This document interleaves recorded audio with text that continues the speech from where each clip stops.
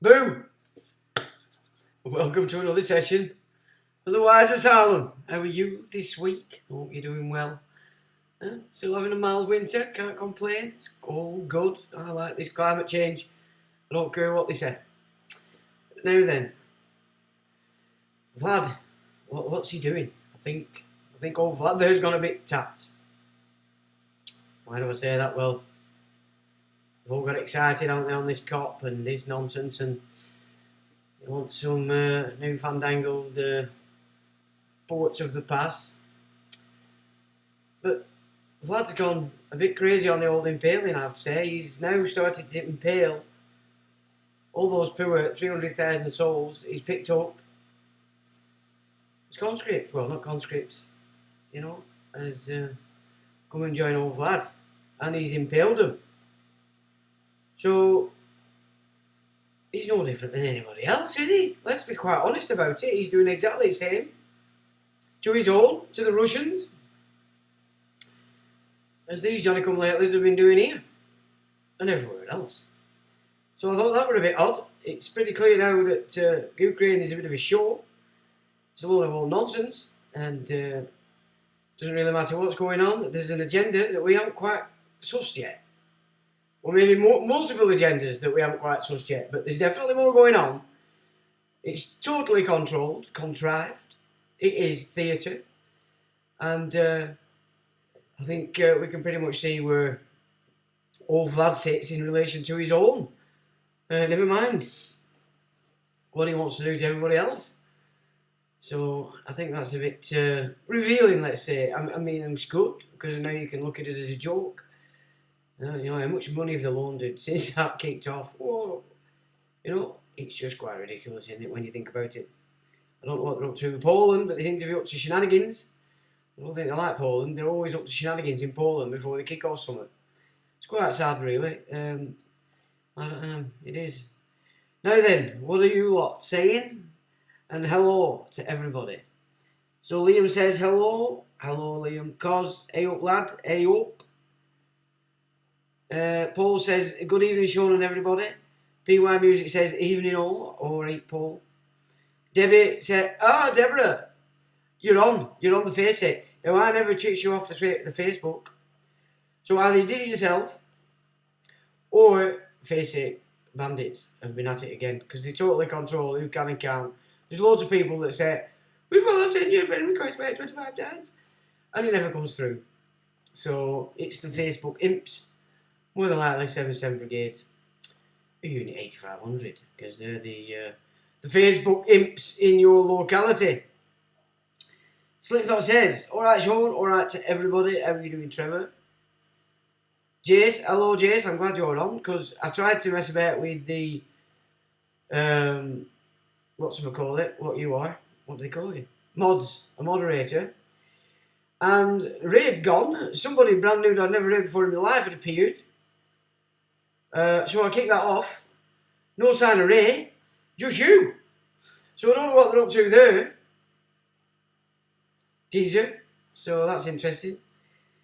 So greetings to you, Jace. Good day, Sean. Hello. Good day to you. Liam says, what do you bet there will be a fundamental change in world affairs sometime around next March? Around Purim, maybe. Well, they did kick it all off in March, didn't they? All, getting the kennel kind of like it in March. It does seem to be a favourite. Of course, it's Easter, isn't it? And they still work to the old 4 quarters annual count, the 4 quarters. So quite possibly there, Liam, that may be on the agenda. Untitled says, hello, good man. Hello to you, Untitled. Mark Oakford, good evening. Good evening to you, Mark. And Debbie says, you'd never biff me off. So that'll be the Facebook imps, Deborah. Because I certainly didn't knock you off, I can assure you. I don't let everybody on. I always said that. Nobody, they don't get through to me now. But back in the day, I didn't let everybody on. And I only knock you off if you were a complete pain in the ass, calling me names and being silly. Because it just took up Facebook. It was quite ridiculous. So it's very rare I kick somebody off. They have to be a pain in the ass, So I didn't do it, Chuck. I can guarantee you that. Yeah, so nice one, Jace. I'm glad you're on because you are the only one that's allowed to do it. And so says YouTube. So I've certainly got gremlins going down everywhere, and I don't know why. I'm lovely. I don't even know why. It's just quite ridiculous. So Slipknot says March 22nd, 322. Well, there's a skull and bones going on there. The death cult. The German lodge in Yale. It's a bit naughty, isn't it? Set up by the grandfather of, what's he called, that set up Jehovah's Witnesses? Russell. Charles Taze Russell. Well, it was his grandfather that set up the chapter in Yale from the Prussian lodges. So, well, yeah, and it is the death cult. And it's very powerful and important. And Doug Bushes are in it. John Kerry, who's still fluffing about these days, he's in it. Interesting, just watching these elections over there in the old US of A.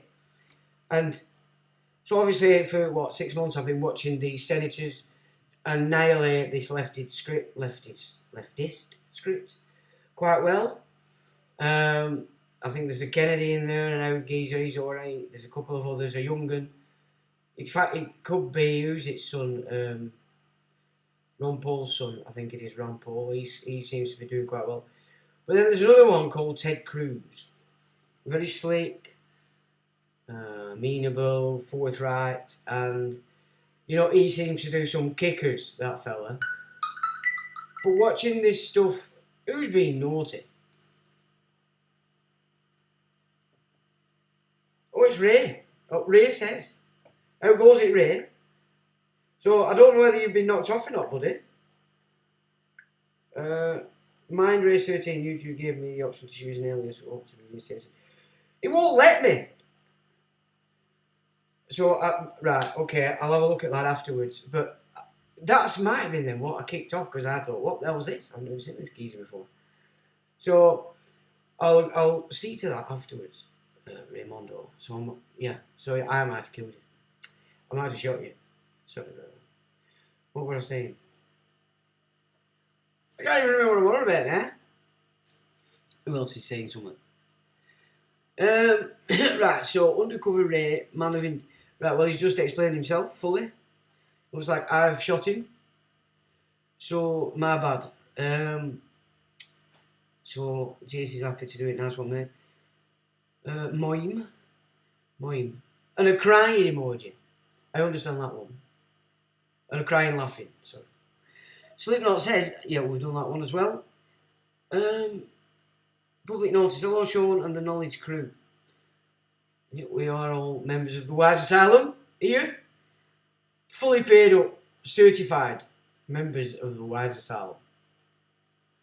Just by definition of the on here. Now that's something to aim for, I have to say. You gotta be a sex bot or really rude to get booted by me. Deborah, you're alright, cop. He's not going to kick your head in like Ray did. There you go. Ray used to kick her head in quite often.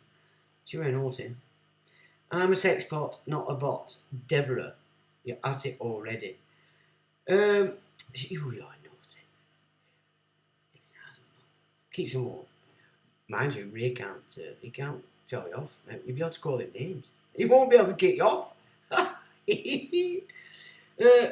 So far, I've not banned on the bot yet. Bots. You can tell, can't you? I've had to manually show that comment. Debbie Bernard. She's at it, isn't she? Deborah, she's at it already. She's celebrating. She's back up face ache. So if it kicks you off again, Chuck, just send it again, because I actually don't send friend requests out unless we've arranged it, because it's not fair to pull people into my absolute fantastic and amazingness if they're new to it, because it will just blow the brain. So I don't tend to do any requesting, because it might do them in. Mine Racer says, cheers Budski, no problem. Slipknot says, lip rip Debs. Okay, so we've got some interesting data tonight. It's exceptionally interesting, as long as I don't cock it up. Because it goes from bad to shit, to proper shit, and then it goes to, oh my god, this is like complete shit. So it's really important data, and it needs to be in the mix. It just needs to be in the mix, unfortunately, for them, because we can go through why the prorogue knocked it off. And you're not going to be surprised, let me tell you, with all garbage that I've pumped out over these years. So it'd be no surprise to any of you guys. I can guarantee that. So let's have a look. Oh, the Truth Sovereign says, hi Sean and chat, hello to you as well. Right, to business. Okay. So we all know that first, don't we? What we've just had. So we've got, just carried out a terrorist attack, got sacked. She also, just before that, signed us into PESCO, putting our military under the European control. So whatever's going on with our military in the Ukraine, it's being ordered by the forces we call the EU. You've got Jeremy Hunt, also rhymes with something else, and he's anti-Brexit, he's in love with Klaus Schwab, he'll do anything he's told, and he looks rather odd as well, a little bit like the one that's in the I'm a Celebrity, showing everybody up, because this guy's probably totally military programmed. There's not a thing that's occurred that he didn't cope with. So this guy's not what you think. He's a bit of a chameleon, and they're up to something. They're up to something, so that it's like a Tavistock mind control experiment. I don't know whether they're trying to see if they can gain Stockholm Syndrome by having everybody love the guy that stood there and told you all to jump off a cliff. Of what they're trying to do. It's interesting but I know he's mocking everybody in there, because he's just so way more intelligent than any of them in there. It's profound. And I've only watched 2 things. So it's not like I'm watching it all the time. So it's interesting. Are they trying to see if they can raise the rabble into a mob? Again, there's a mind job experiment going on with this sticking him in there. And whatever else he's tired to go into after, because I think he's going up for some other stuff. Right. World Economic Forum in the background there, and we've got the old Z guy, the smiling one, and we've got that face there with big ears, because them are big ears, I have to say. So it would be British PM Rishi Sunak. So this was just before he took it up. Rishi Sunak's family runs a China-linked World Economic Forum partner company pushing digital ID and social credit scores. So, well, we know that they already have that, don't they? These guys are all about the social score. They're getting the system in. They've got all know-how of how to implement it, see it working, have it operated, and these guys are here to implement that across the board here. So that's where we're at with this lot. It says former British Finance Minister Rishi Sunak, a front-runner to become British next Prime Minister, has family ties to a technology partner of the World Economic Forum, that has advocated for a Chinese Communist Party style economy, complete with trackable digital identities and currencies. And this is coming out of the National Pulse, and it was July 16th, 22. Natalie Winters and Raheem J. Kassam. Sunak was topped the second round, who topped the second round of voting Conservative members of Parliament MP in the Tory leadership race on July the 15th, following Boris the Blonde Bombshell's resignation, is widely considered the neoliberal or globalist candidate. So the Privy Council doing a good job there, operating for the billionaire club and ensuring that you will go back into Europe and you will do what Klaus says. Because of course you see Klaus, you see Kissinger. So many of these faces, these fronts, these billionaires, they're just Kissinger selected fronts. All of them. Soros, all of them. You know, Musk. Although, Elon, what's going on, mate? My bird isn't yet free. I'm still getting, oops, something went wrong. Come on, dude. You're supposed to be releasing the bird. Well, mine's still stuck. She's crying. She wants to get out. So, where we're at. The father of Sunak's wife, Akshata Murthy, is the founder of Infosys, and I'm sure you've all heard of that, an Indian information technology company that provides service to a host of Fortune 500 companies and banks. One of the company's leading services is Finacle, a digital banking platform. Murthy remains a foreign citizen with non-dom, i.e. non-tax-paying status, despite her husband's work as Britain's most senior finance chief and expectation of becoming Prime Minister. I'm sure you all know this anyway, but we're just going to have a little look through it because we've another little a leaping lord to have a look at here because it ties in very well. And as I've said, what we're seeing here now is the Raj or the British Raj side of the East India Company or British Empire as they call it today, now operating our political cabinet through the Privy Council. So this lord is exceptionally important. So we'll have a look at this guy in a minute. So it says Infosys is listed as an official partner of the World Economic Forum, whip, hooray, which has been accused of seeking to develop, only accused, the technological infrastructure to implement a global social credit source system. Well, they're after on it past the ports, aren't they? After this little shindig they've just had. Social credit scores have been used by authoritarian regimes to deny rights to restrict the movement of individuals who fail to comply with diktats. The World Economic Forum social credit priorities would likely focus on left-wing social issues like wind and rain change and diversity and equity. Yeah, as much equity being let's just take yours because they've already got it because you're operating on your birth certificate. A Klaus Schwab's candidate. Well, goodness gracious me, they say. Yeah, we're not going to read it all because it's boring. Let's be honest. It's exceptionally boring. And basically, he's just showing you there that he's a complete fruitcake. He's operating for the British Raj. And... no, that's wrong one. No, that's wrong one. Well, where am I supposed to go? No. Here we go. See, I'm rubbish.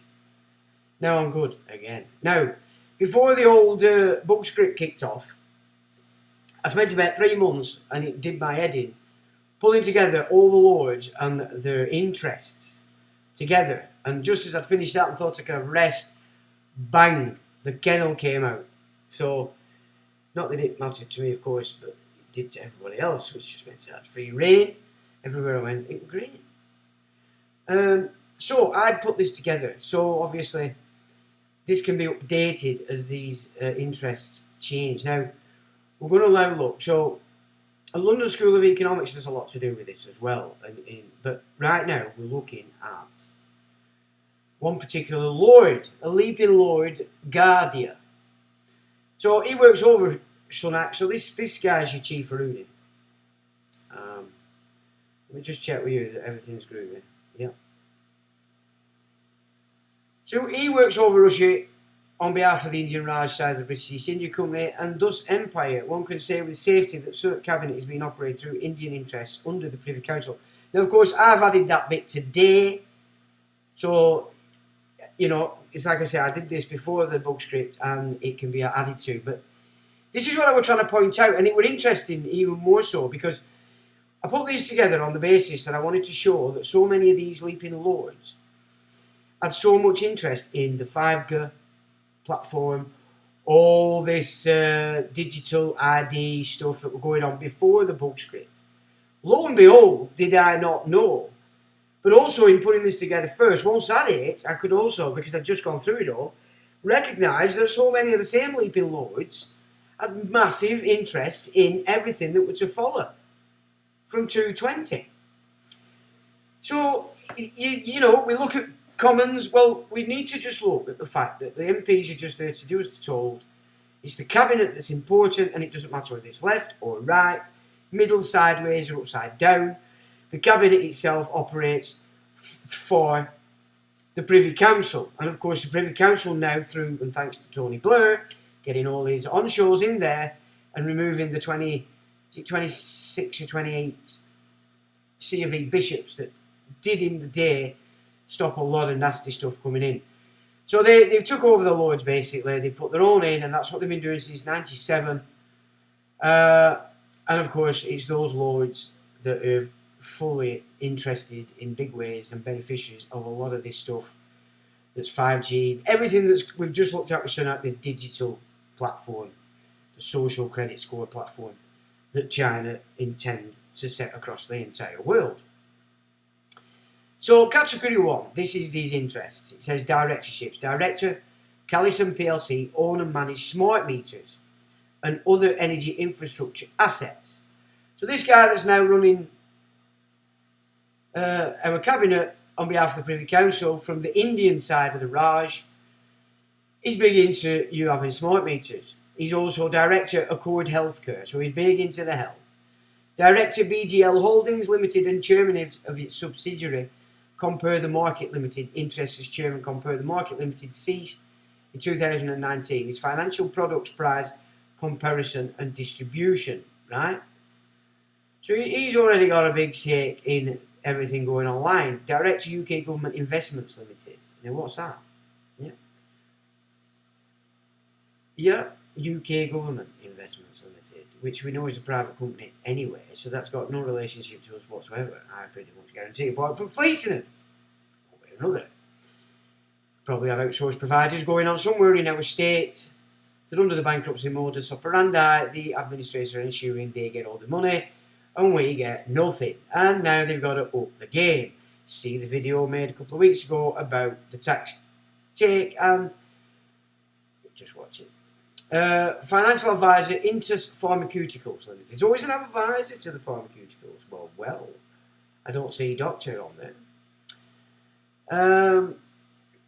Shareholdings, Intus Pharmaceuticals, category 4 shareholdings, GCO Credit Alpha Fund 2, Townsend RE Global Special Situations Fund, Global Special Situations Fund, Hydroloop. I'll bet you £1 million that's going into Hydroloop, because it all seems to be global risk management operations that this New World Order reset system seems to be under the umbrella of an operation called Hydroloops, which we're going to look at some point in the future. It's rather worrying. It's massive. He's got Tactical Opportunities H Feeder Fund Limited, which is managed by Blackstone, and Erez European Real Estate Fund 5. So he's big into a lot of real estate, this guy. GlaxoSmithKline, another farm.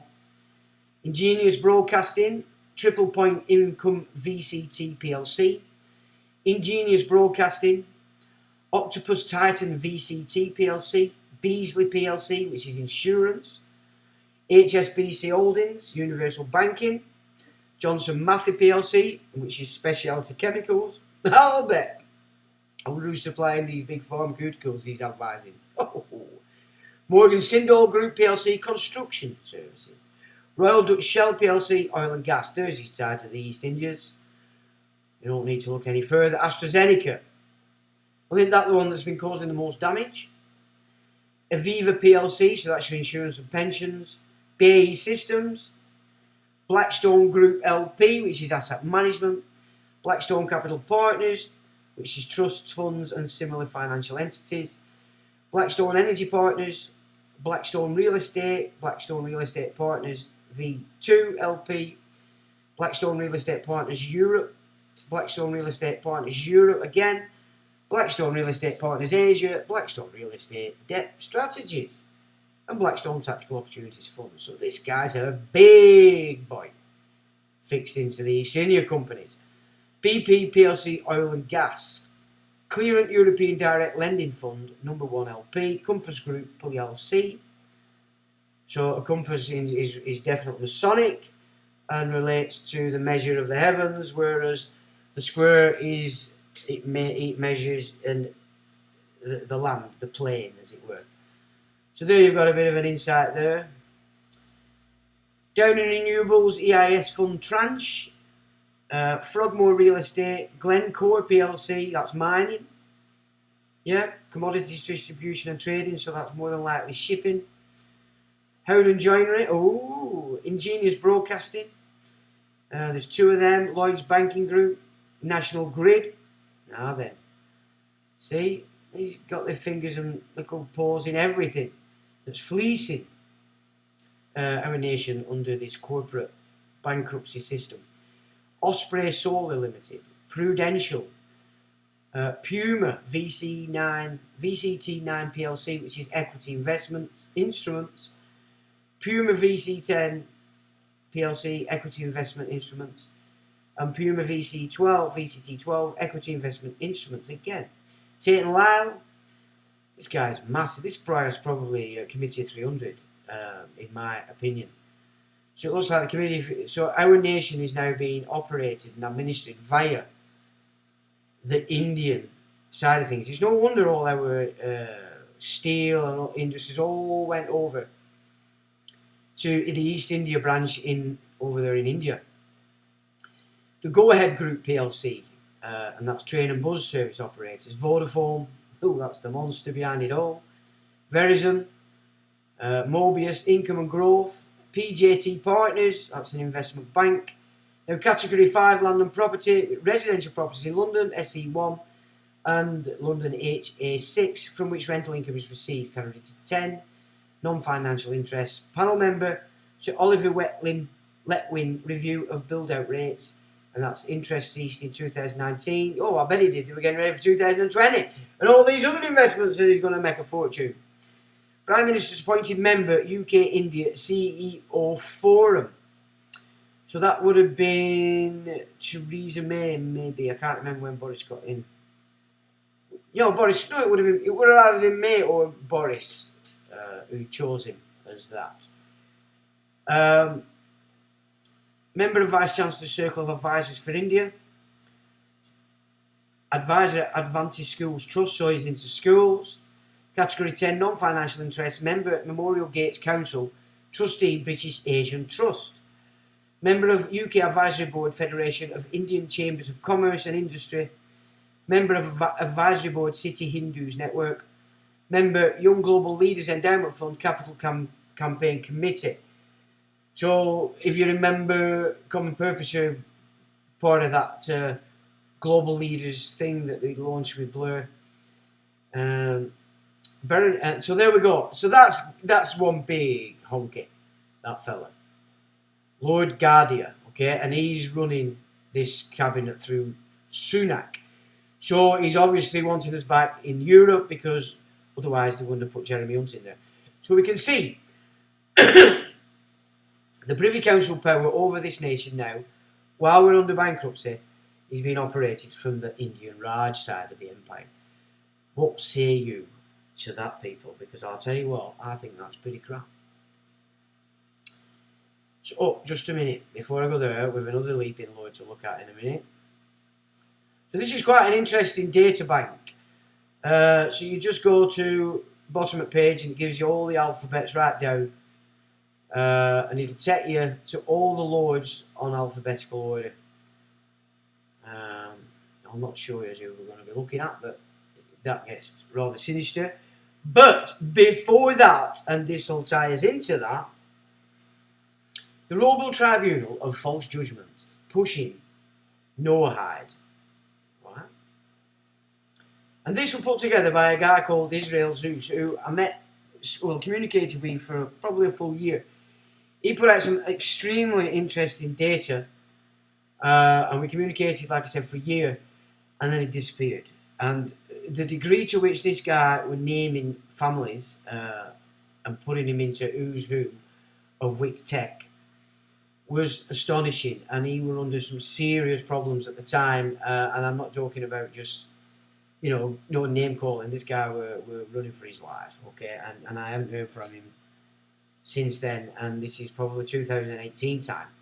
So I hope he's all right, but I'm not so sure that he probably is, which is unfortunate. But just before, what are you guys saying? And then,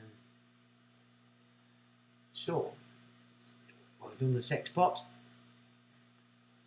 Let rip, Debs. Is she at it? Oh, go on, Debs. What's it? Oh, you're on it. Sean in chat says True Sovereign. Hello there. Inbreeds, all of them. Well, they're very intelligent inbreeds, aren't they? Let's be right. I watched that at Matt Hancock on 2 occasions, and you can see that, guys. There's a lot more to him than you could imagine. So they wanted him to be thick. To think he was thick. Social credit. Well, that's where they're moving, if they can get away with it. I should not have a smart meter. I refused day one. Saying they keep nagging. Yeah, that's their intent, isn't it?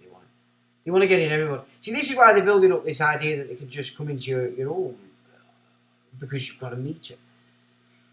Yeah, it's being used at the moment to put people off from actually removing the meter to put your own in, which you are perfectly within your right to do if you do it in the correct manner.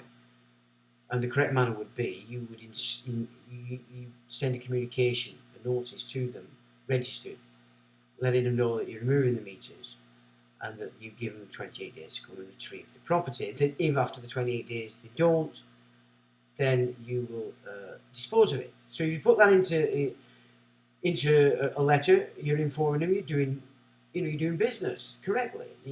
There's nothing there that would or should have anybody enter your home. Now, where the video that's going around at the moment comes a cropper is, you can see for a start he doesn't understand what he's doing properly because he's talking to him out of the window. If you were doing this correctly, you'd be stood at the door, you'd have the paperwork. You wouldn't be worried about having to talk to him through the window. Now, the second mistake he made was he handed them the meter. He didn't remove the tails. The tails also belong to that company. So you would have to hand them the meter and the tails and specify so in your original communication. Then you would conditionally accept that that's accepted. You give them maybe 7 days to respond in writing, and then the 28 days for them to retrieve the property, or you'll dispose of it. And as long as you've put that together, then that again would be paperwork you show at the door that the 28 days elapsed, they didn't come, you disposed of it. That's enough to satisfy those there to keep the peace, so they say. And there you go. But the tails were left in, and that's why they had the right to go back in, because there was still some of their property in your property.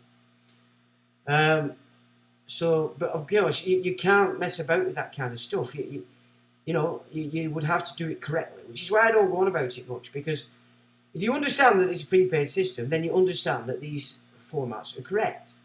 There's nothing unlawful or illegal about them at all. It's just the way you do it and the way you go about it.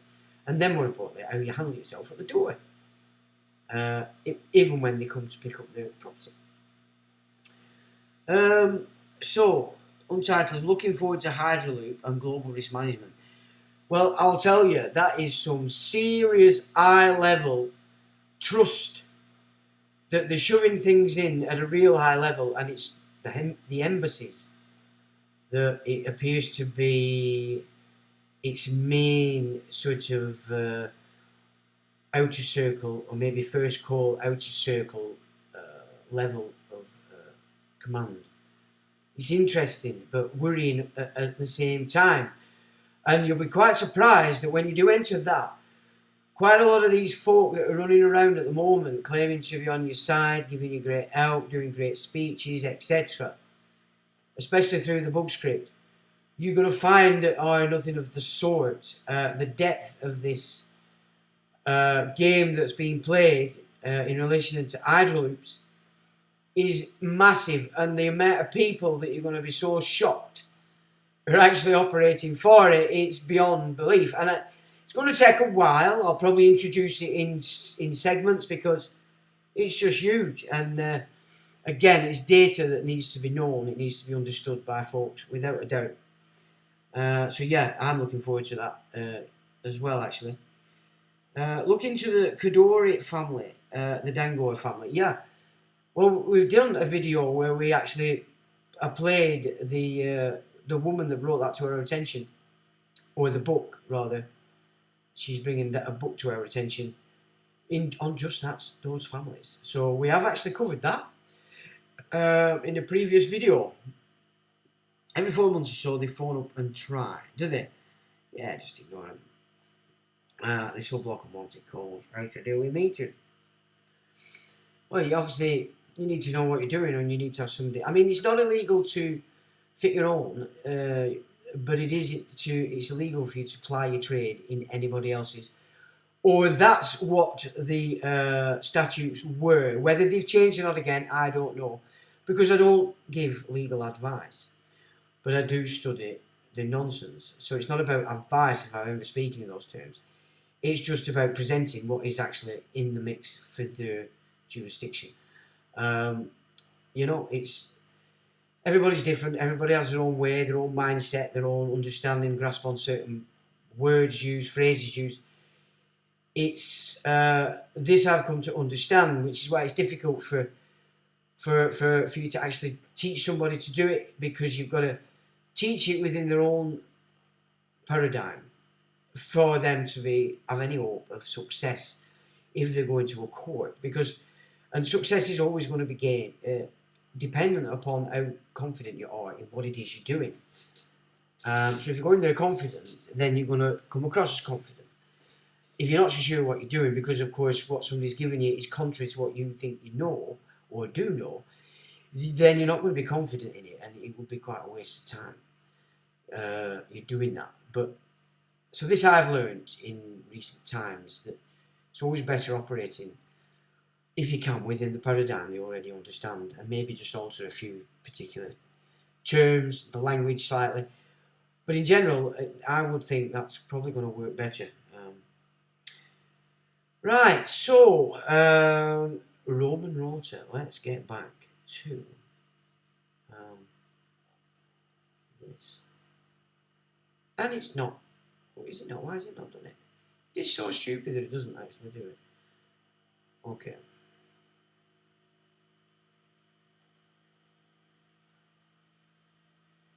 So that should just transition, and it doesn't for some strange reason.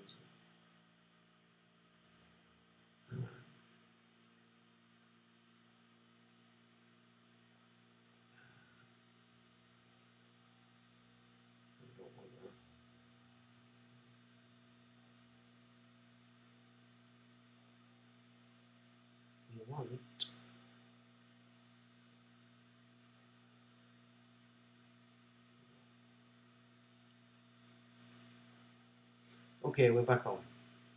Apologies. So he put this together about 2018. Now, I'm using his work, but I've also installed my own, because it carries us into the next subject matter, which is about another leaping lord. Okay, so it is really important, because we're starting now to see how they're doing it, who is doing it. Okay, and I can see it now so clear, so much more clear. And so much of the Freemasonic stuff, I'm not giving it any quarter, but that's been a diversion at all points in this mix, because the real power side of this is coming out of the Holy See. Okay, Roman tribunal, false judgment, pushing Noahide. They are spying on society and meddling in people's personal lives. They work closely with the Talmudic Sanhedrin in Israel, with Chief Sephardic Rabbi Yitzhak Yosef and Chief Ashkenazi Rabbi David Lau. Yosef and Lau are extremely evil and work with the Kabbalistic witch Esther Hayat, the Chief Justice of Israel's Supreme Court. The Roman Rota also works with a covert evangelical council of Christian pastors in the United States, with members like Franklin Graham and Joel Osteen. Members of the Supreme Court are involved. Chief Justice and Jesuit adjutant faculty member at Georgetown University Law Center, John Roberts, is head of the Supreme Court in the United States. New Zealand's Chief Justice, Sian Elias, is involved, and she's a member of Queen Elizabeth II's Privy Council. So you can see we're Privy Council level. So let's have a look now at the person. So who would want to prorogue Boris so that he couldn't take us into Brexit, as he was voted in to do by the people of this nation? It couldn't be anybody that's up for England, could it? No. It couldn't be anybody that's up for Scotland, because by definition, if England went back so soon, Scotland and indeed Wales. So this power to shift us back into Brexit and to prevent us in the first instance completely breaking from it is a lady called Baroness Brenda Hale. Now I'll let you decide whether she's a lady or not after, and she hails of Richmond. So she doesn't hail there, but that's her seat in the United Kingdom's, and she's the United Kingdom's president of the Supreme Court. So this lass is running the Supreme Court in the corporate side. Remember, we discussed when we looked at that, no points of law were brought into that mix. They were all commercially handled in the commercial jurisdiction, which is why it managed to overturn what would be seen as English common law and the law when dealing with and telling the Prime Minister what he can and can't do, especially when it relates to something he was voted in to do. So she's head of the Supreme Court, and Hale is responsible for preventing Boris Johnson from proroguing Parliament, which was to move us from Europe against the wishes of the people that voted Boris to execute Brexit. This can now be seen to be an agenda of the Roman Rota. Okay, so the Roman Rota, it's like a major judicial power, and it's telling everything and everybody what to do. They operate under canon and Talmudic law and think they have the right to know every single detail about a person and use their massive intelligence networks to gather information on those they have declared as heretics. Okay. So in it clever how they've used the Roman system, just as we're seen and known at the Reformation times, that this Babylonian priesthood are using it because it's the power in the world. It's clever stuff. They operate under canon and Talmudic law and think they have the right to know every single detail about a person and use their massive intelligence networks to gather information on those they've declared as heretics. So this takes you back to the still in function, I forgot what it's called actually now. Something to do with about faith. It's the old Inquisition system. It just changed its name, didn't it? And was it Benedict that were edited at one point or something like that? So it's still going on, and this is how they've shifted it. So instead of being judged on gospel law, obviously over the centuries, it's now shifted without anybody knowing under Talmudic law. They do this in order to create a false sense of self-righteousness as they go after anyone that opposes their corruption.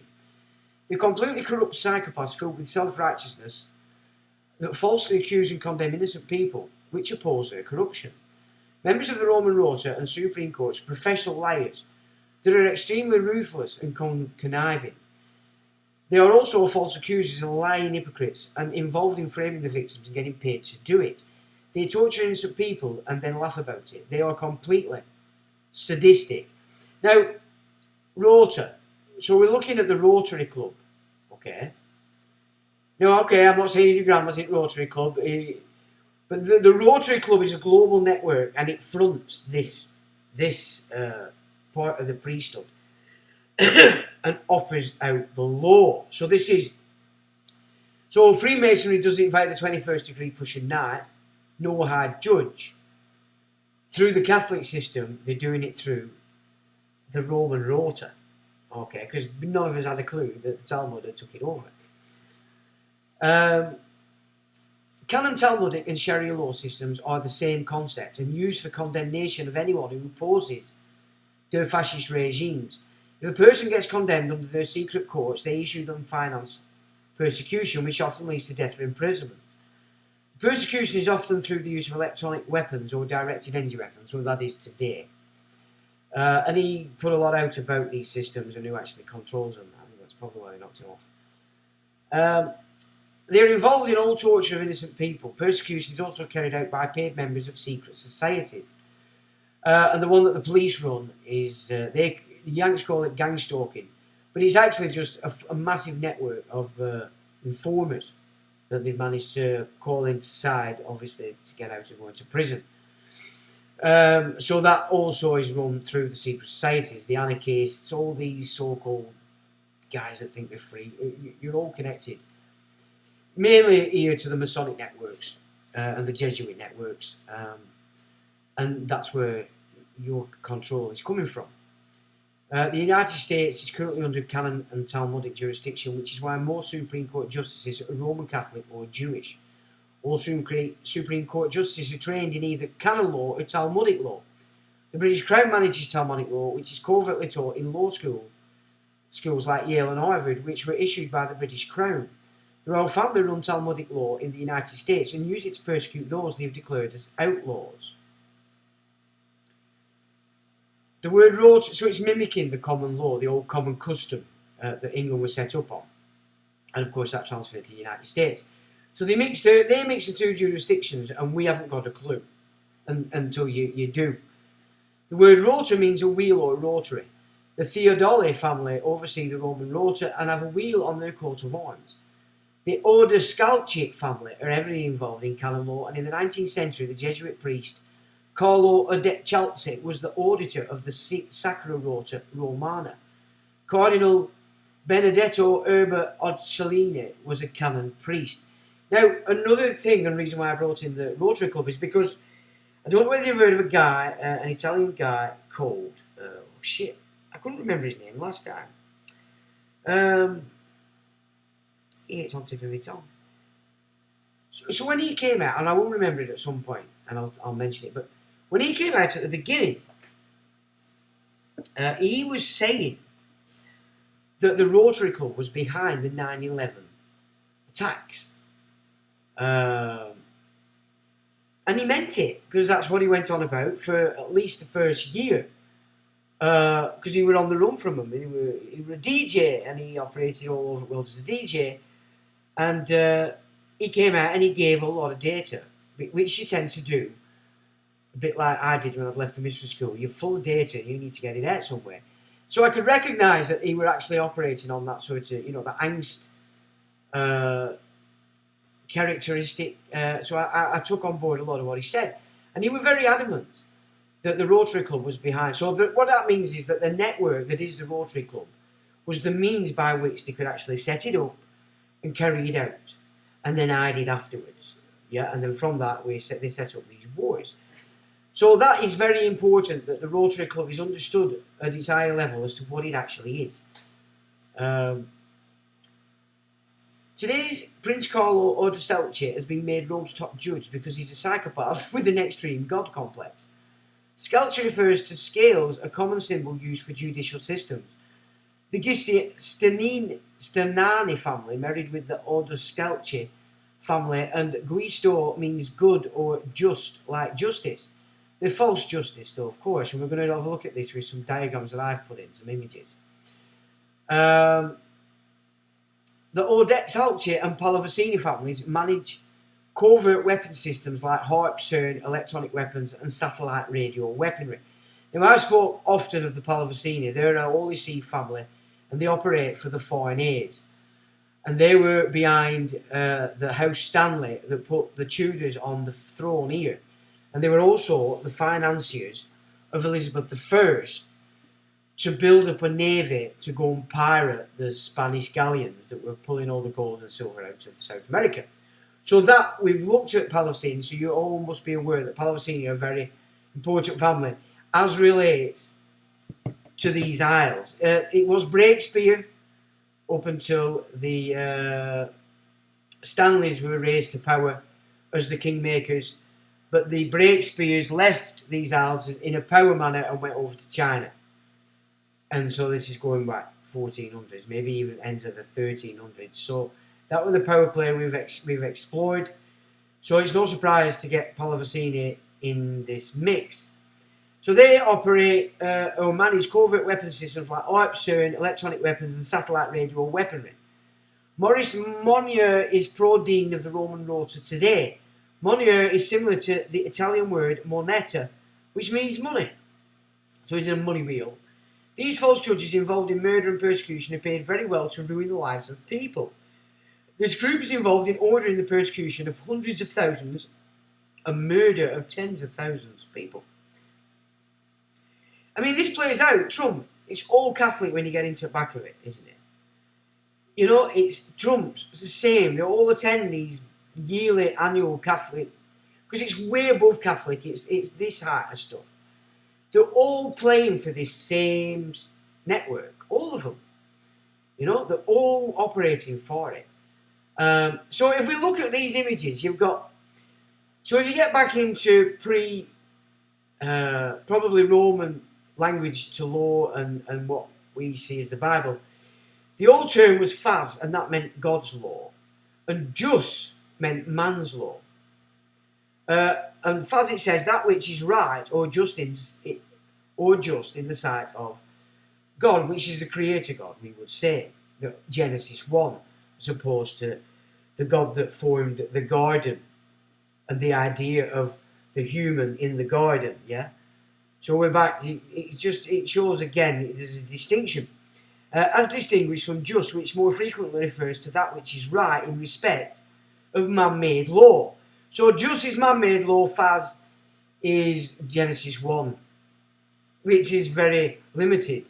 There isn't any, apart from go forth and create in the image of the Creator. And you look at there, you look at the nature, and it's absolutely beautiful.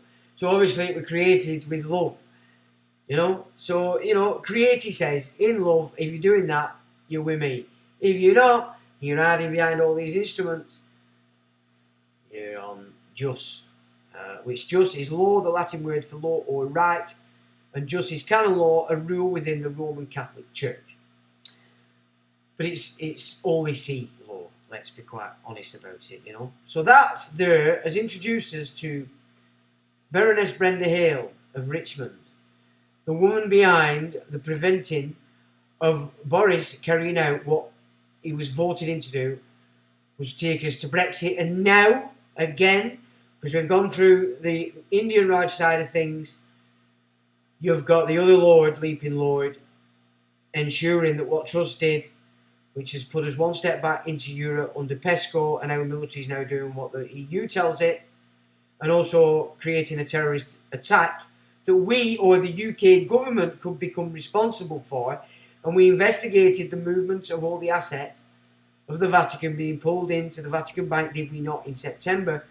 And now, by the Native Americans in Canada attacking Charles, it could put all our assets. Yeah, we've looked at that. So you can see this picture. You can see it forming itself correctly now.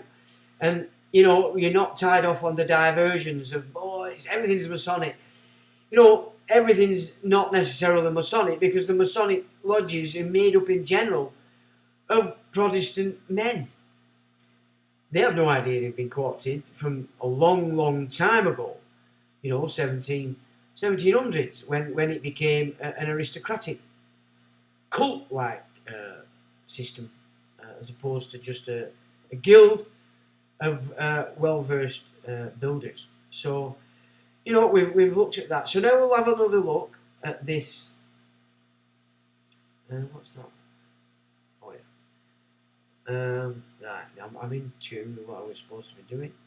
So now we've looked at one Leeping Lord, and now we're going to have a look at this Baroness Hale of Richmond. The one who stopped Brexit. The one you can say is going to be fully behind Sunak and the other Lord in making sure we go back into Europe, yeah? So you can tell this one is very high level. I'll see if you work it out yourself, but this one's way more high level than the guy we looked at before. Baroness Hale of Richmond, Category 2, remunerated employment office, profession, etc.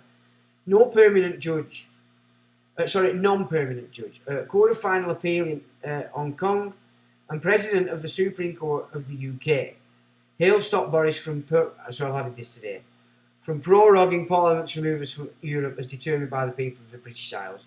She did this on behalf of the Roman Rota, the Rotary Club, said to be responsible for 9/11. Right? So this is who this one comes via, because she's at Yorkshire Dales lass. Right? Yorkshire Dales is Jesuit country. Okay? Not Catholic, Jesuit country. Okay? So it's coming, this woman is coming via or direct from the Roman Rota. Self-employment as a writer and lecturer, including as consultant editor for LexisNexis. Category 5, land and property, 2 houses in North Yorkshire, DL10. Category 10, non-financial interest, visitor, Girton College, Cambridge. And that is all she has about her interests. Okay? That tells me, you look at the level of power, that's deliberate. So whereas the other guy's a showman, he likes his glittery stuff, they're using him to front, to hide the real ownership. Whereas this one, she's hiding. But what power she has, she's gone against England, Scotland as nations and stopped our parliament, which isn't our parliament, is it? Because it's a bankrupt entity, from taking us out of Europe. Keep that in mind, this is what this woman is. Biography. So I picked up a biography. It says, a former academic lawyer, lawfully former and judge, was born and raised in Yorkshire. The details of which she discussed with the Yorkshire Post in an interview last year. Lady Brenda Hale was born in Leeds towards the end of the Second World War and grew up in Richmond, North Yorkshire. One of 3 daughters of head teachers. Even from her days at the tiny little Richmond High School for girls, she was making a little local history. As the first girl to go to Cambridge University and the first to read law. After qualifying as a barrister through a self-taught correspondence course while working at Manchester University, she chose to devote herself to academia.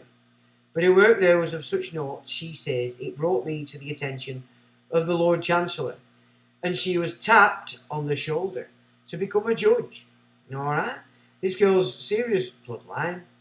It would appear she's coming via the Jesuit side of things. So, you know, you're looking at Belfort, all those kind of geezers. Leeds massive, which was massive. You know, major powerhouse was Leeds for this system. So this girl is nothing. This girl's blood. Even then, she continued to smash glass ceilings until she was appointed Supreme Court President in February, which left her delighted and proud, but not at all fazed. A long-standing champion of diversity in the judiciary, she became the first female justice of the court. In October 2009, was appointed Deputy President in June 2013. During her time as Deputy President, Yorkshire-born Lady Hale ruled on numerous high-profile cases, including the Brexit appeal, which we've discussed. Now, you've also got to understand that the last incumbent president was Neuberger, and we explored him and his sister-in-law, who's big into twisting your melon man. Okay, she's the one behind the House of Lords Committee on Behaviour Change, yeah? And her brother-in-law headed the Supreme Court at the same time to make sure nothing she was doing was rebutted in any commercial court. Speaking to the Yorkshire Post last year, she said she recognised that widespread calls to take big institutions to the north can inspire a new generation and help close the divide with the south of London, which hosts almost all major UK institutions. I would dearly love us to sit in the north of England, Lady Hale said. We have a lot of cases that come from the north, so if we were to sit somewhere central in the north, I would love to do that. But I doubt it will be practical when I'm around. I might start raising the idea. It would certainly make travelling to work easier for Lady Hale, who has stayed in Richmond for much of her life, and speaks of how her beautiful Dale's surroundings have played a major role in her career. Yeah, I bet you're up there every mass. I think there's something in the air in North Yorkshire that makes one possibly want to, I certainly wanted to, work hard and wanted to get on. School was very encouraging to me. I'm not sure that it was encouraging to everybody, but it was very encouraging to me. Of course, the good thing about the school was that Richmond is such a beautiful place that the teachers stayed. So we had this very stable group of mainly amazing ladies who were very good teachers and gave us a very good grounding. There's something about growing up in a beautiful place. I think it's good for the soul. Asked whether some good old Yorkshire Gert has helped her reach heights and fuelers have managed, she replied, I suppose so. Yeah, because you're a born and bred muppet puppy. Flossie. I wouldn't know about that. That's for other people to say. The Yorkshire Dales are, of course, Jesuit countries. I've put there. So again now, so I'm going to start highlighting them in red as we may encounter these leaping lords as we move forward as they're tied into this absolute garbage. Now that leads us into a Telegraph PDF that we saved some years ago when we were obviously exposing the art network for education, and this was Thursday 21st January 2010 Telegraph. Hedge funds fund the new global superpowers.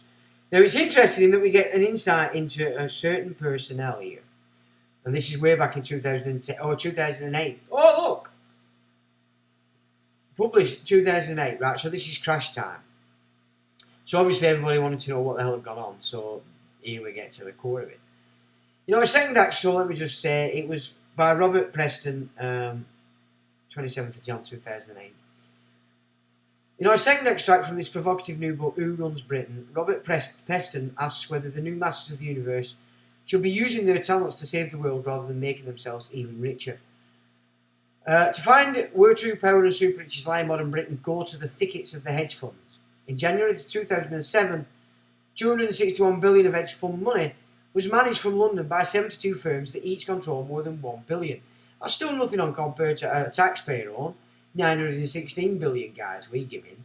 So these are big, but they're not as big as what we are as a collective, as a nation of people. And that's just on our tax. And this is how we need to start thinking, because at the moment we only think in terms of what will government do, what will King do, what will they do, what will you do? That's bullshit, not going to work, is it? No, we have to recognise first our position in all this madness. And last year to this year, April, we handed over 916 billion to a bankrupt government to give to these lot. We're the power in this mix. We are the creditors to all this garbage. And that's where we need to start moving our mindset. We have to move our program in our mind to the actual territory that is the reality outside. Once we shift that, once we reprogram that image we have in our mind of our position and how the game works, we're not going to change it. We are the biggest stakeholders in everything that goes on the British Isles, and we need to start recognising that and moving to take that back into our hands. And he said that makes London the second largest end fund centre after New York. Although they're usually described as city businesses, most of them are not based in the square mile, London's financial district, or in the towers of Canary Wharf. They're stupendously rewarded managers live and work in Mayfair, Knightsbridge, Belgravia, Covent Garden and Chelsea. The journey from overpriced home to overpriced office to overpriced restaurant is just a short walk. Habitually tireless and dressed down casual, they sit at computer screens and construct complicated trading strategies. Many of them stay at their desks without pause or interruption from 7 a.m. to 9 p.m. on weekdays and maintain electronic contact with markets at all other times. So these guys are serious. They're not to be pitied. Some of them are worth hundreds of millions of pounds. One of the most successful of the younger generation of hedge fund tycoons is Nathaniel or Nat Rothschild, the son of Lord Jacob Rothschild. He's a founder and co-chairman of Atticus Capital, which has 8 billion under management. Atticus made a fortune from identifying earlier that Euro stock exchanges were right to be taken over and merged with each other, according to Alpha magazine. He earned 240 million from Atticus in 2006. Well, them figures are only showing one part of this Nat Rothschild network, I can tell you that now. And so you can see there an interest that merging European stock markets. So these guys are operating according to the European superstate, of which we're now being dragged in by stealth. And there's nobody there to be blamed because none of them did it that are there at the minute. Two of the members of the city's new elite are Ian Wace and Paul Marshall. Now this is where we get the introduction to our next point of attention, which is a guy called Paul Marshall. But Ian Wace is equally interesting, who in 1997 set up a hedge fund called Marshall Wace that is now one of the 10 largest in Europe. Now Marshall Wace is headquartered in Adelphi House, which I've spoken about many times. I call them the John Adams Street gang. Originally, the property was built specifically for the Hanoverian bloodlines when they came over. And for some years, it's just been a centre for huge corporate interests, for global and domestic, that have basically sailed out all their assets, in many cases to Canada. Now, whether they're still in Canada or they've been moved on again is to be known. I haven't looked into this for a long time. But that seems to be the MO when it comes to setting up new bases for what was English, Scottish, Welsh asset base being shifted off over into control via Canada. It has magnificent, so Marshall, it says, a magnificent open plan office on the top floor of the Adelphi building off the Strand in London, with glorious views of the Thames and, of course, Cleopatra's Needle. It's because that's directly in front of. It's in the between, actually, Adelphi House and Shelmex House. Shelmex was Pearson's publishing. I believe Pearson have now moved out of publishing. So you had Sir Malcolm Pearson, who was leader of UKIP for a while. So again, they pretend, they feign, they're all about England. No, they use the term UK. So they feign to be about what you think you want and you're about, because you think you're up for UK, British Empire, as opposed to England and Scotland. That's where they've got you, you see. So Malcolm Pearson was just another member of the Pearson family that were running Shelmex House and, more importantly, Pearson Publishing. Now they're out of that now. I haven't looked into what they're into these days. It's 600 trading tips a day, or well over 200,000 a year, from more than 1,400 brokers, to whom it reputedly pays commission worth 250 million a year. When it opened a new fund focused on North American equities in 2005, it raised 1 billion in a single day. Big boys. On the back of all this frantic activity, Marshall and Wace have become immensely wealthy. In the last 2 years to August 2004, so we're going way back, their combined main dividends totaled almost 50 million, so they were well in the game by the time we got to 2007-8 crash. Globally, there were 10 hedge fund managers who in 2006 earned more than 500 million each. Not 500 million per annum per firm, but per individual. And 5 earned more than 900 million. Steve Cohen pocketed an estimated 900 million. George Soros 950 million. Edward Lampert 1.3 billion. Kenneth Griffin 1.4 billion. And the extraordinary James Simmons 1.7 billion.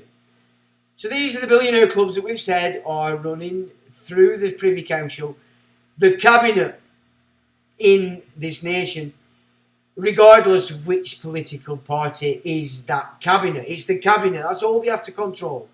And the whip system keeps all the rest of your representatives dingle-dangling, just voting on things they have no idea what they're doing. But they're certainly not voting on local issues, what it is that you've put them in there to represent and put into play. And that's how it has to be seen now. This system is so many tiered. You've got billionaires, Privy Council, Cabinet. Then your MPs. That's the game that we've got now. It says, this is wealth beyond the dreams of avarice and has brought about a dramatic power shift in the city. The profits and influence that used to belong to famous city bankers such as Warburg and Cazenove are now in the hands of hundreds of clever individuals, who work for city bankers such as Warburg and Cazenove. Come on. This is how the media lie to you. But for all their cleverness and macho confidence, they shun publicity as if it were pure kryptonite. Well, they do, but we're going to give the Marshall side of this thing a little bit of an outing as to what they're up to. So I'll just brief through because there's something further down here. Now, this brings us in also, because included in it is Robert Mercer. He's a billionaire, the man responsible for changing Donald Trump's fortunes in the race to the White House. So you've got to go to America to the headquarters of Renaissance Technologies to see the extreme version of the brain drain into hedge funds. Renaissance, with offices in Manhattan and East Settercut, New York, is like something out of a science fiction. It employs about 80 PhDs with skills from astrophysics to linguistics, all of whom helped Renaissance founder James Simmons construct computer programs and algorithms that can identify profitable opportunities in financial markets. And of course, Robert Mercer is a part of this. And Simmons was the biggest, he brought in the biggest out of those billionaires that we looked at back in 2004. Simmons is a 70-year-old prize-winning mathematician and former code-breaking cryptologist. His success has been prodigious. Renaissance is about $25 billion under management in 2 funds, and he's aiming for $105 billion. His personal rewards almost defy comprehension. In 2006, he pocketed $1.7 billion, making him the best-paid hedge fund manager in the world. So this is before all Trump nonsense. This were back in 2004, this info. So Renaissance had been going for a long time, and it were big then. You can imagine how big it was by the time Mercer used its capacity to ensure all the buzzword that had been collected on social media, etc., since 2004, were used to give to Trump to give him what he needed to resonate with the American voters. So I'll put that up, obviously, and all these things after, so that you get a good look at it. It says here, keen that Britain's financial services shall flourish to engender the economic activity that provides tax revenue. Gordon Brown, as Chancellor, turned a blind eye to those at the very highest earnings of the city, which often pay relatively little tax. He showed that he was happy for them to work in London while basing themselves for tax purposes in overseas tax havens. Don't matter to her. Gordon Brown's a big part of the same. So that's that little shindig. That's just a quick look at Robert Mercer. And this is up to 2005, some of this. So, and he's tied to the secretive Medallion Fund, which is described as a quantitative hedge fund open only to 300 members, okay? So, Medallion Fund is obviously something to do with the Committee 300. The fund, access has been closed to outside investors since 2005. The fund has also been described as perhaps the world's greatest money-making machine. So this secretive Medallion Fund, Committee 300, is probably moving all these billionaires that have got the claws in all our politics. This fund has also been described as perhaps the world's... Heading this deep data commercial enterprise is the Strategic Communications Laboratory. Cambridge Analytica worked with Ted Cruz's campaign. Now, Ted Cruz is the guy I mentioned before. Oh, and I didn't finish it. So, to America. What I saw when I was looking at all this shenanigans that's gone on in these midterms, what I noted was, and it doesn't get... I only heard it once, is Ted Cruz, actually, most of the Republicans that lost in these midterms have been put there and chosen by Ted Cruz, personally. I would say Ted Cruz is one of your biggest subversives in your Senate. So you might want to, Republicans might want to take note of that, because he's heading this campaign to show the left verbiage for what it is. For some reason, I don't think what they would plan to do is taking place, because the left have obviously they've not got enough in that they need to get in that would have to be pulled in by the left, is my opinion to why there's been a change in what was expected. Okay, and I think that's what's gone on. And Ted Cruz, you need to start looking at now, is potentially one of your worst subversives in the Senate and grabbing your attention. And that's you, the Republicans. Cambridge Analytica is owned by Robert Mercer, but in reality Cambridge is the US subsidiary of SCL Group, in which the British-Iranian multimillionaire Vincent Tengiz is the largest shareholder. Now, Vincent Tengiz, I've done a report on him, it's looking at, he's got a major hand in telling our cabinet what to do as a billionaire. Alright? So he's obviously got one privy council member under his belt. Cambridge Analytica is entirely owned by SEL Elections, owned by executive Alexander Nix. From shortly after its inception in 2005 to 2015, the largest of the 15 stakeholders of the UK Strategic Communication Laboratories Limited, in 2015 renamed SEL Group. So here you've got, people like Vincent Chenzes. This guy he's so Israel, it's unbelievable. And he has a brother or cousin, I can't remember offhand, equally embedded in all things he shouldn't be. So that's another one that you might want to have a look at. It's interesting. Breitbart. So you've got Rebel News, you've got Tommy Robinson, These people all play into this. Netanyahu. They all play into this particular network while claiming to be, not. There's an interesting little network put together. Shulman, Mercer and Rosenwald Alt Media Network. So you've got Robert Shulman, Robert Mercer, Nina Rosenwald, David Harowitz, Robert Spencer, Pamela Geller, Jack Posobiec. He was big on the Trump campaign. Tommy Robinson, Laura Loomer, Rebel Media, Shulman Fellowship, Front Page Magazine. You've got the Lyndon Area, Bradley Foundation, Sarah Skay Foundation. Very interesting report that, and I was one of the first to put that up about the Renaissance involvement with Trump's campaign back in the day. So I'll claim that because it's true. And then it goes through a few little states. It also starts to show you here how it's a one-party state, because these entities, 77% of their funding went to Democrats. It all shifted as they were started. Can you see? 2012, they're getting ready for Trump. But mainly these bunch that have been so behind Republicans and Trump actually were funding Democrats, and all that Obama did. And then you've got politicians supported. This is for the US, to the tune of as well. It's giving you cash. So this is this network that are claiming to, they're playing both sides when it suits them. And all these names involved in this stuff. It's a very important report. Now, so that's that done. We've done the hedge funds. So now we're going to go to this guy, Sir Paul Marshall. Sir Paul Marshall is the... And what I'm going to do here is I'm just going to introduce this guy because he's actually involved in some of the stuff we've discussed before, i.e. ARC, which is the paedophile ring, and I mean sadistic paedophile ring, pushing no hide into children's minds, all over the world. They were behind the Academy rise here on the British Isles. They're telling Oasis what to do, which is Church of England, I think. It's all connected to the Backstreet Happy Clappy evangelical movements. They're running the food bank system through the Trussell Trust and Dulverton Trust. This is big, people. It's massive. And, all that's gone on in the last 2.5 years, almost 3 years now, is a cult, and they're only interested in the young ones, They've now demarcated, they've changed the demographic, and anybody over 50 is now classed as elderly. That means you're looking at the Liverpool pathway, you're looking at palliative care. If they get you in their killing temples, this is where we're at. So it's important we start to see where it's coming from, because that's why we're getting away with it. People can't see this.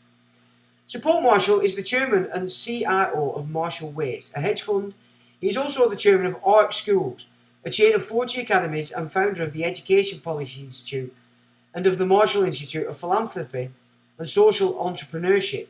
Paul is married to Sabina, and they have been worshipping at the HTB since 1997. They have 2 children. Let's have a look here. What we do.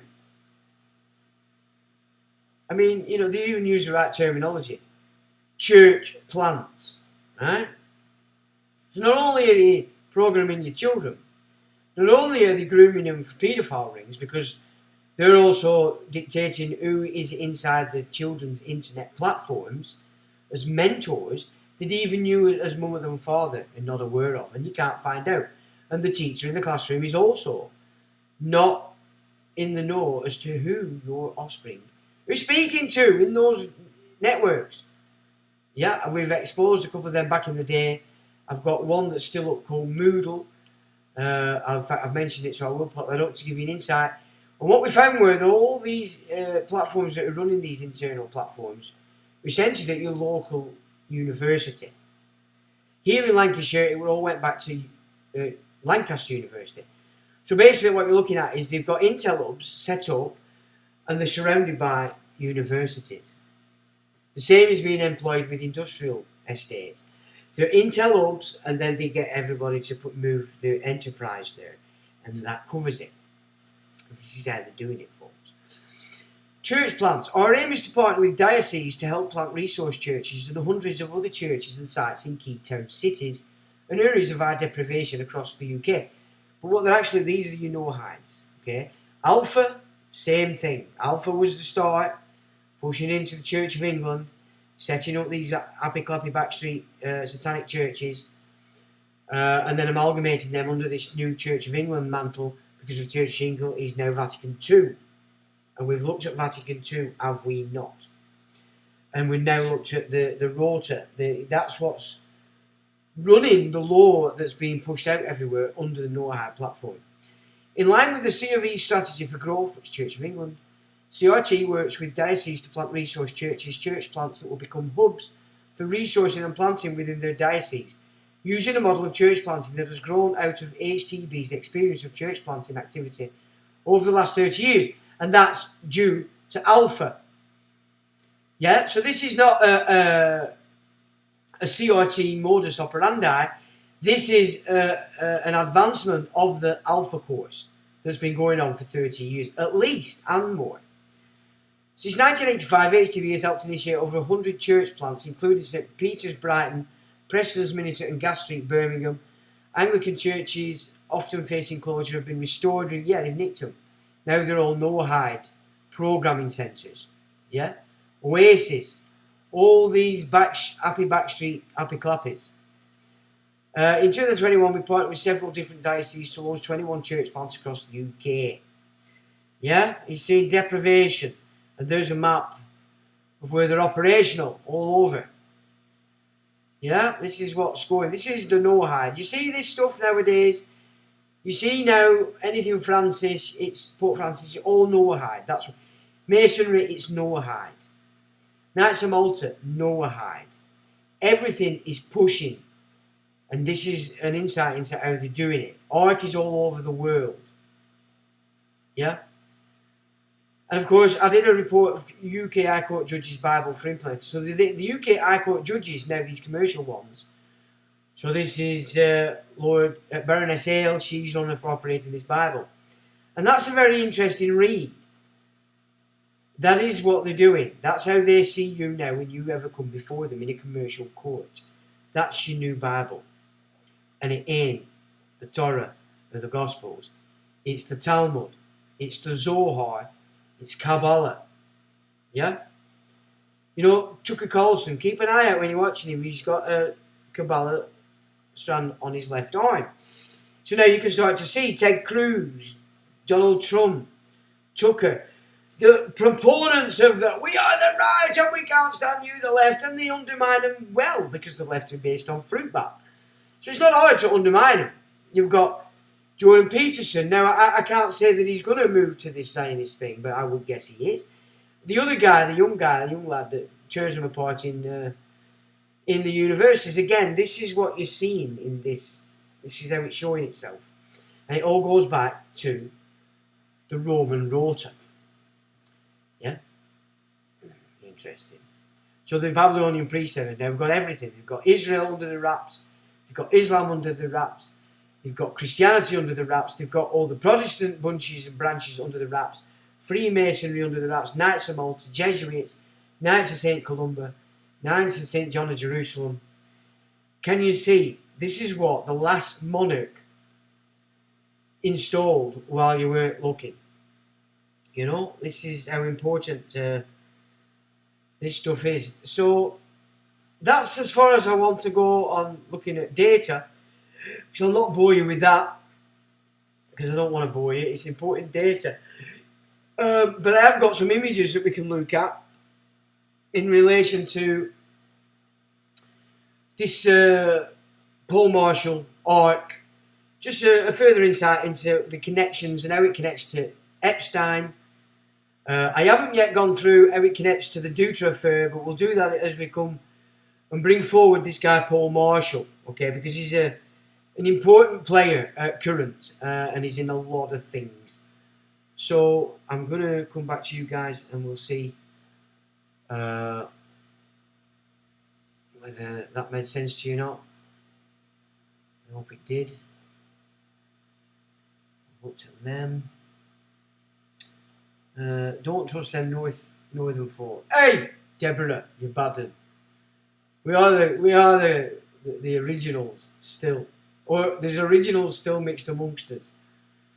You know, the originals up from Rome up to 1066. The south was Trojan. They fled to Greece in the months after the 1066 invasion. We'll look at that at some point because I do have data on it, so it's interesting. And you know, you don't come across that stuff in general history. So the idea that there were Saxons parading around south of England back in times of, it were actually Trojans. So the Vikings were actually attacking the Trojans, and then the Britons, the further you moved up north and west, and then into Cornwall. And so that's what you're looking at there. So you're not even real Southerners. How about that? Checks in the post, Mine Racer. You sending me some cash? Go on, lad. Add me as a friend, Mine Racer. Who are you talking to, lad? Are you talking to... Oh, he's talking to Jace. Go on, lad. Mind Racer. Oh, right. I have a funny idea. I know who that is. Hiding behind couch. Louise Burnett, welcome, says Jace. Welcome, Louise. Yeah. Where are you, Cock? Where did you come in?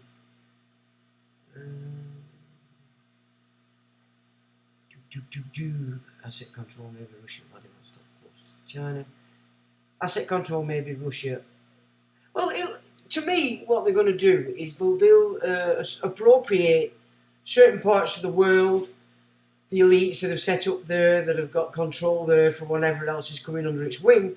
It'll be all over the world, will that? Israel was the pivotal point of trade between Asia, Europe and Africa.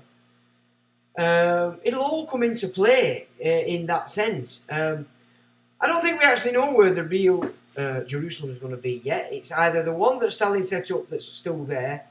It's either the potential to be the Ukraine area that Putin, the Impaler, Vlad the Impaler, now impaling his own at a ridiculous rate, enough to see that these just same old, different phase, different verbiage, same agenda.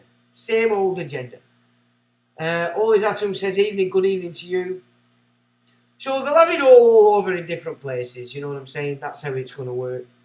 Which is why masonry is everywhere. That's the 21st degree, no high judge. So wherever masonry is, wherever there's a lodge, you've got a no high judge available, tied to them lodges, administering them lodges. All the Masonic will have to operate according to that.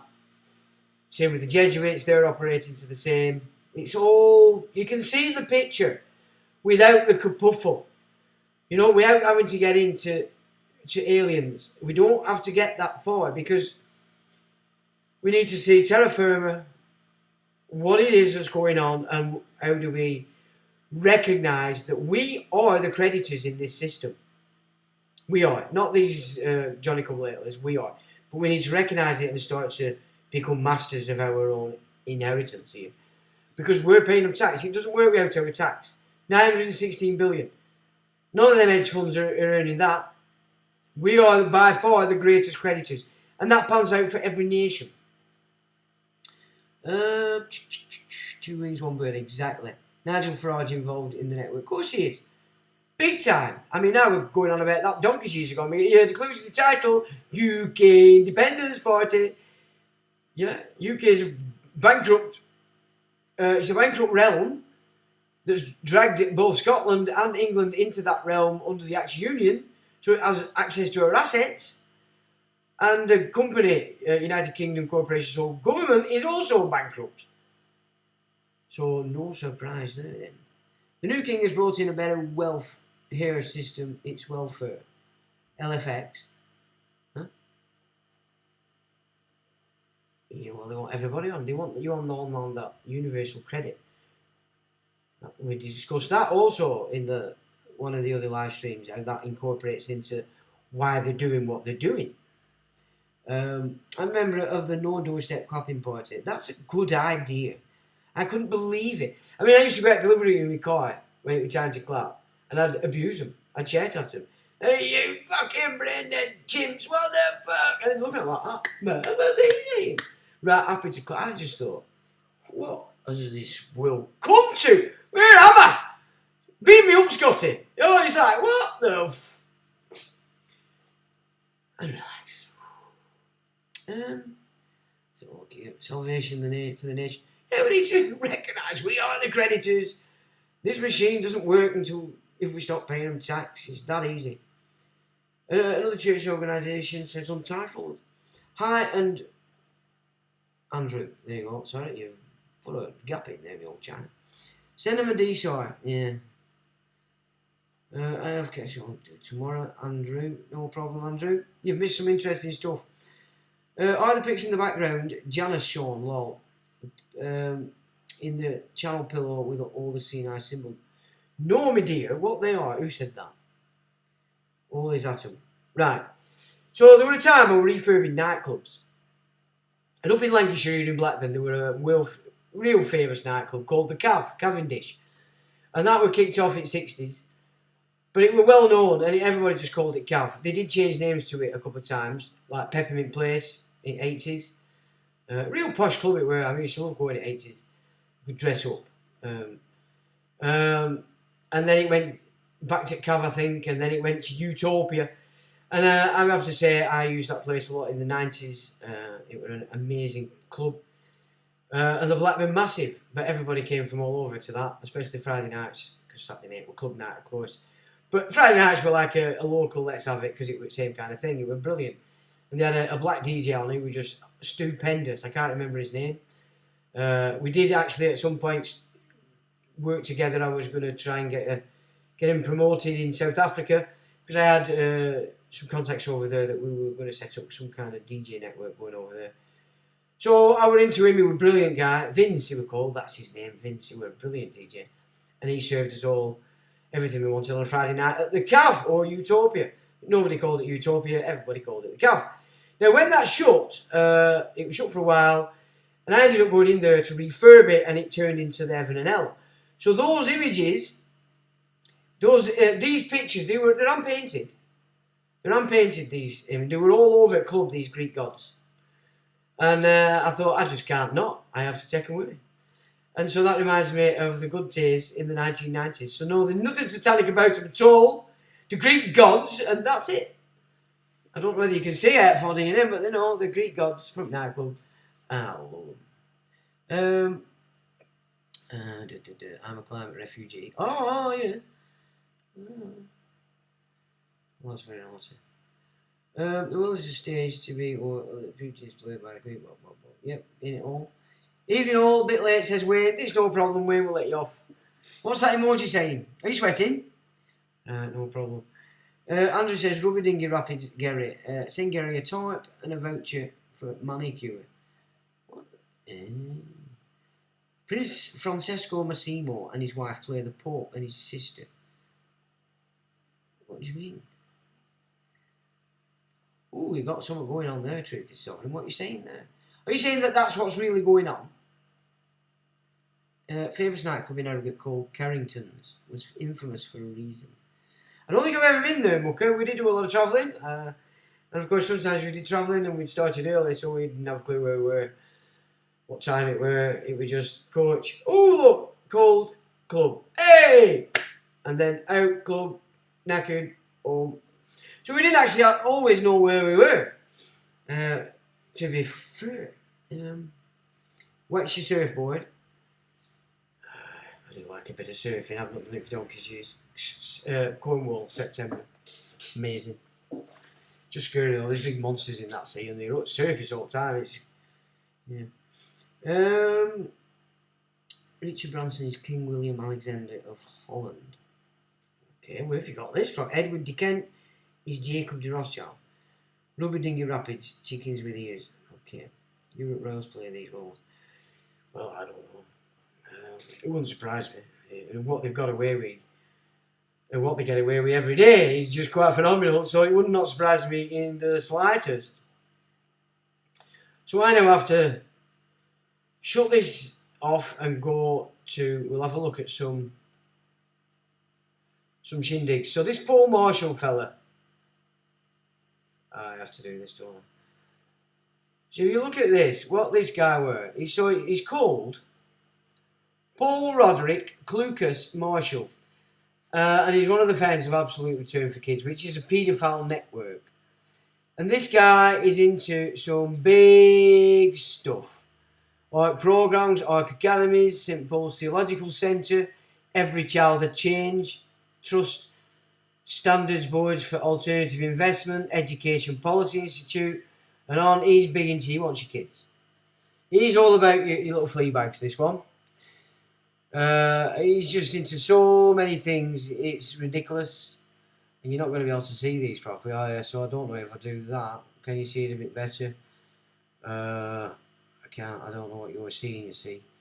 But this is just huge. Absolutely huge. And so we get to ARC, and then this is this is the important stuff. We get to ARC. Look at all these faces that you know. All in Jeffrey Epstein's little black book. Lily Safra, David Linley, Princess Olga of Greece, Mrs. Michael de Piocchio, Sabrina Gulners, the Honourable Robert Anson,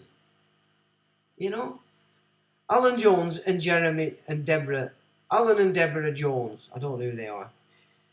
Philip Treacy, Melanie and Julian Metcalf, Todd Meister, Alexandra and Alex Furstenberg, Debbie and Bola von Bismarck, Ernst and Chantal Hanover, Jean Pigossi, Alessandro and Meraldi Gurini, Jordi and Catherine Gregg, Debbie Bismarck, India Hicks, Tim and Ellen Windsor Taylor, Tora Palmer Tompkinson, I liked her, I felt sorry for her, Nick Aslam, all these people tied into this ARC and the Epstein network, so you can see what it is. It's just, and they're after your kids, and they're after everybody's kids, and they're pushing Noahide. So clearly Noahide accepts this child abuse.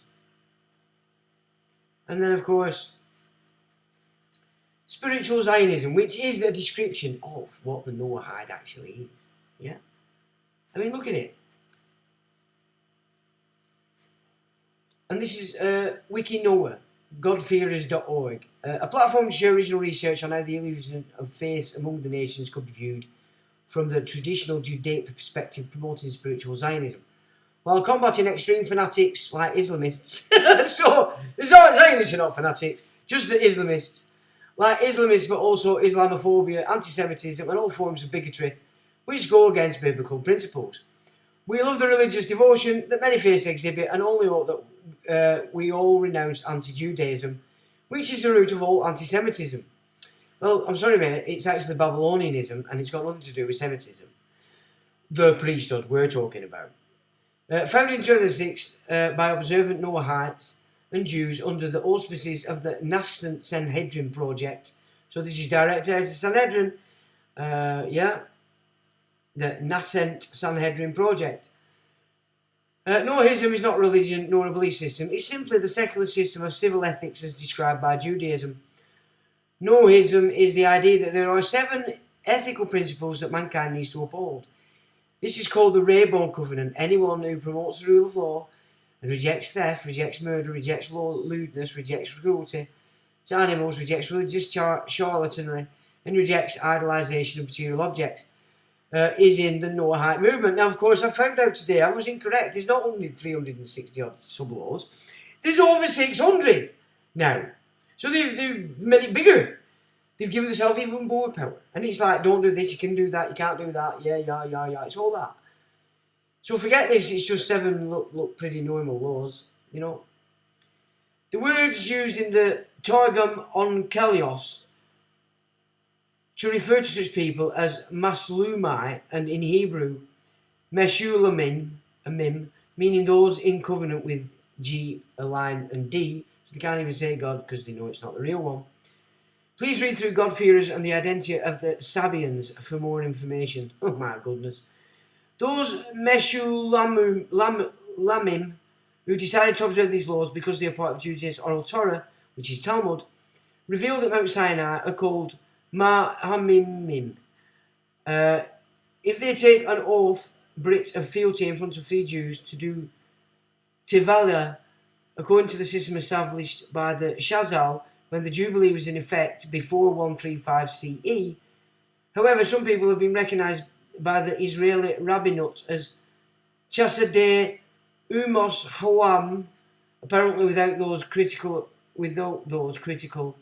applying. They are in the Torah. I don't know what he's talking about. So these are just a couple that are in there. Teresa Roberts, Tropical Shipping, Carlos Sanchez, Israel, it's Elijah Eshed, Yakov Neymar, and in Italy you've got Ehud Olmert, and they're all in Jeffrey Epstein's little black book. So that's just, you can see what it is, there's no hide. You know, it's just everything we hate: paedophilia, programming children, destroying marriages, abortion, any sex will do, pig, cat, or what, you call yourself what you want. It's all coming out of this same system. Now, this is just a bit more of what Chabad represent, and this is Ariel Sharon, October 3rd, 2001, and he said, I want to tell you something very clear. Don't worry about American pressure on Israel. We, Jewish people, of course he's talking about the Babylonians, control America, and the Americans know it. Yes, they do. Do they not? Yeah, they do know it. And of course, now they control the Catholic, we can see the Catholic in it. It's all part of the same. Because these are actually Babylonians. They're not Christians, they're not Muslims, and they're not Jews. It's the synagogue of Satan. Them that call themselves Jews but aren't. Philosophy. Chabad philosophy. Chabad Hasidic philosophy focuses on religious and spiritual concepts such as God, the soul, and the meaning of the Jewish commandments. Classical Judaic writings and Jewish mysticism, especially the Zohar and the Kabbalah of Rabbi Isaac Luria, are frequently cited in Chabad works. Those texts are used both as sources of Chabad teachings and as material requiring interpretation by Chabad authors. Chabad's philosophy is rooted in the teachings of rabbis Yisroel ben Eliezer, the Baal Shem Tov founder of Hasidism, and Dovber ben Avram, the Maggid of Mizrich, and Rabbi Yisrael's successor. So that's you can get an idea. It does have a meaning, it does have a philosophy, and it controls every president every year and prime minister to ensure they sign the no hiding to your law as the law. Yeah, that's what they're doing every year. Trump did it, they all did it since Carter. This is an interesting fella, Edward de Bono, the world's leading authority on conceptual thinking. Dr. Edward de Bono is one of the very few people in history who can be said to have had a major impact in the way we think. Dr. de Bono, who has worked with many of the major corporations in the world, such as IBM, DuPont, Prudential, AT&T, British Airways, British Coal, which they've sacked, NIT Japan, Ericsson in Sweden, and Total in France. So this guy, he's moved the language, the way you think, into this Noahide system. This is power than how long it's been moved. This is a bit of interesting if you want to know what they think of Gentile sperm, which is why they've just they're sure you can't have any offspring if you've done the deed. And this is in the Jewish world thing. I don't know why I've done such a bad screenshot. My apologies. Gentile sperm leads to barbaric offspring. That's you, by the way. Rabbi Dov law says Jewish law, it's not Jewish law, it's Babylonian law, prohibits sterile couples from conceiving using non-Jew sperms. So Rabbi Dov says Jewish law prohibits sterile couples from conceiving. You better get a grip of this, people who are thinking of using IVF. When this kicks in, which it's in, you're not allowed to use the sperm of a non-Jew. You might think you're getting your rubbies, but you're not. As it causes adverse traits. On the subject of single mothers, he says, child cannot be 100% normal. None of us are normal. Oh, God be praised. Kabbalah Nashornit published the 1st of the 12th, 2011.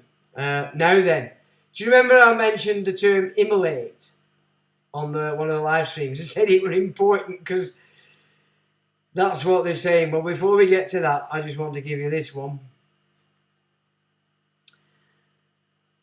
The purpose of the council, which is the brainchild of Rabbi Avraham Toledano, is to assist the B'nai Noach in their struggle to observe the word of G/D, because it's not the real one. The goal is to unify, serve and organise all kosher B'nai Noach communities of the world under a single body that we can operate under the direct authority and supervision of the Sanhedrin. The decision to establish the body reads, to form a vessel through which the Torah from Zion, via the Sanhedrin, so that's Talmud, not Torah, can effectively serve non-Jewish communities around the world. So they were getting a separate thing, remember. They don't like our sperm. It's rubbish. A third goal of creation of the High Council and the Sanhedrin's efforts in regard to the Noahide community is to transform the Noahide movement from a religious phenomenon, a curiosity many have not heard of, into a powerful international movement that can be successfully compete with. And with G-D's help, bring about the fall of any religious movement, but the pure, authentic faith that was given to humanity through Noach, the father of us all, said emissary Baron. So I think we already looked at that the other time, but it's worth seeing again, because he's telling you they have to destroy every other religion. Islam, Christianity, Buddhism, everything has to go. Freemate the lot, it's going. Now, immolate. This is what they say that has to be done to the Gentiles. Now, immolate me, it's a verb, past tense, immolated. Past participle, immolated. Kill or offer as a sacrifice, especially by burning. Okay, so there's my happy Halloween to you. That's gone. So that's basically where we're at with all this absolute insanity. We don't want to be there. We want to be there. We want to be there. Hooray, it's done. Now, I know you can all say that.